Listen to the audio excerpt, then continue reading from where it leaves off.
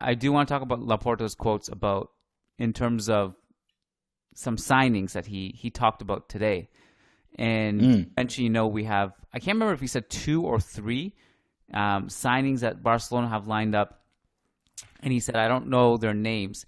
And I don't even know if you're allowed to say their names. Actually, you're probably not allowed to say the names. If Laporta is not allowed, you're not allowed to either. So, but I can guess. I'm going to guess. And I know you probably know the answer to this, but I will just look at your facial expressions and you tell me if I'm right or wrong. The first signing that Barcelona have confirmed terms with, but are not allowed to say publicly yet, is Christensen. Okay, Christensen it is. The second one is. I didn't say that. The second one, I think, is Erling Haaland. Okay, so not Erling Haaland. Great, this is great.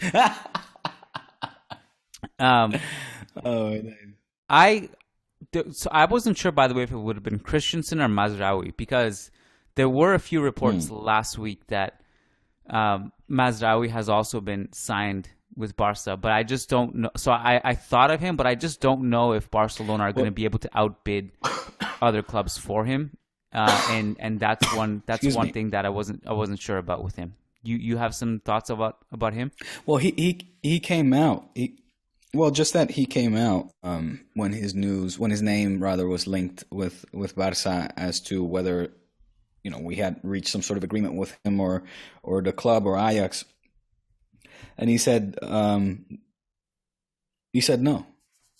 So, well, that's of course he says that. But the one I'd be no, but he said there was no such thing as he insinuated that there was no such thing as an agreement and sort of not even conversations that had taken place with him personally. Now, I don't know if Ajax, right? But today news is that Bayern is offering him a whole bunch of cash. So yeah, that's the one I'd be worried about. But the one that this is one that also triggers me a little bit, because between Real Madrid and Barcelona, in terms of the urgency of a signing like a Mazraoui, Real Madrid need him desperately. You guys, I think Dest is a good player, and I think Xavi can get the best out of Dest. But Real Madrid are in trouble because Carvajal is a shell of himself when he's on the field, and when he's not on the field, that means he's injured. And Lucas Vazquez is not a right back, and I don't trust Odriozola with anything. I wouldn't trust him with the keys to my car. I wouldn't trust him in a Clásico or a Champions League final. I wouldn't trust him to watch my kids for 30 minutes. Nothing. I don't trust that kid. So I just don't want any part of him coming back. He's actually a decent offensive player in the right scheme at Fiorentina. It works because they're able to provide a lot of cover for him. But the way Real Madrid plays, it'll just be an absolute. He'll just get cooked, barbecued, and absolutely torched alive. So no to that. So I think Mazraoui is and given that he's a free agent and he seems to be attainable, I haven't heard of any reputable source even come up with an idea. This is an opportunistic one where at least you could see a source making shit up and saying, well, Real Madrid are linked with him. We don't even see made up shit with this. And that's crazy. The only thing I saw was that Sport, of all people, were like, oh, Real Madrid wanted to sign him but couldn't because Barca signed him. But, I take that with a grain of salt. So in past tense. So I guess my concern is, why aren't Real Madrid looking at the right back situation? Why are they happy with Carvajal, Odriozola, and Vazquez as their options? That's concerning to me. So that's one thing. So for the second player that Laporta was speaking about, it would have probably been Franck Kessié. And this one is interesting, and I answered a question about this on the Friday pod. I'm a little bit confused as to why Barca want him, but he also falls into the category of Aubameyang, Adama Traore, and maybe Dani Alves, but not quite. Of just the ilk of players I don't see the fit, and I was really wrong about. So I have to be open-minded about that part of it. But the reason I'm skeptical about Kessie, for those who didn't listen to the Friday pod because they're not patrons yet, is because from what Barca want to do, and this, there's two things, right? One is how Barca play. So the way that Xavi wants to play, the way he wants to control games and press and all that stuff, and have really, really good passing networks. He's just not he's not nearly as good of a progressive passer or a ball carrier as, compared to the Pedris and De Jongs, who can inflict so much more damage at that position. And so that's one side of the coin. The other side of the coin is, why even get him if he's going to take away playing time from those young players that you guys all drool over in Catalonia.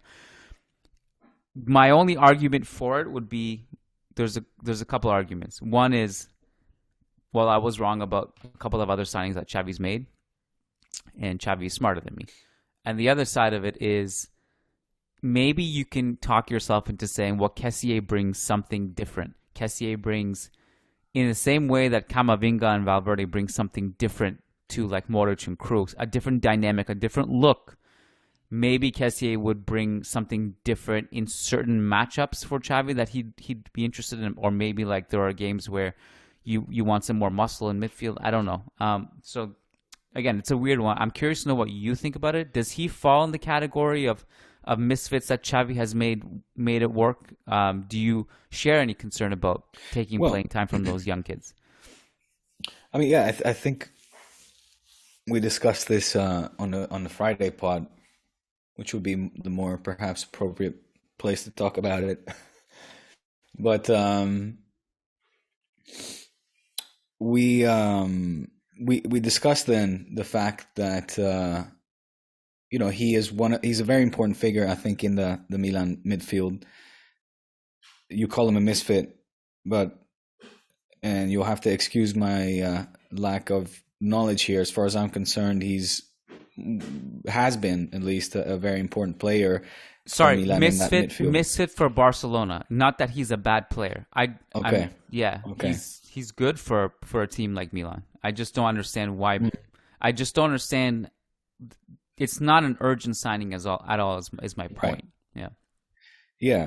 And we also discussed then that area in the Barca squad is an area where we have again a case of overbooking. We have players like Busquets, Frenkie de Jong. Let's put Pedri into that equation as well.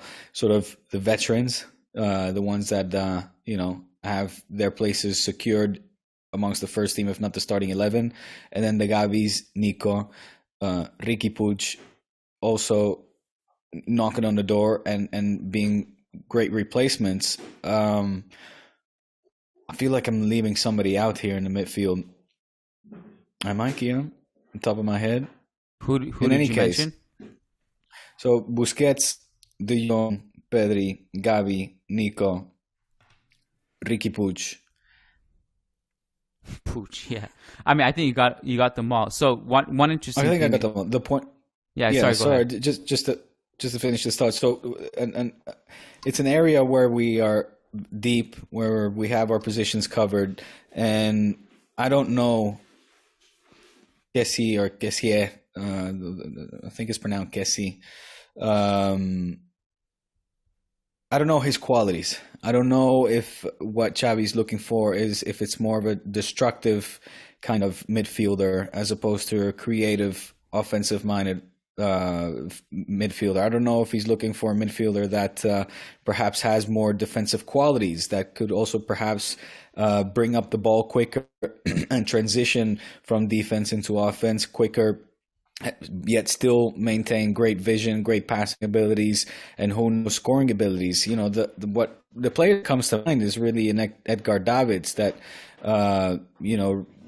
was a sort of a joker when he came. By joker, I mean the Joker card, like an unexpected player that arrived and really changed the dynamics of this team and made them click, made them function better, much better than they were playing before, allowing a lot more freedom as well to the forwards to do what they do, right? Not having them drop back as deep and maybe be as or invest as much energy in the defensive area because he had that covered and allowed Ronaldinho to be more and company to be more productive in the offense.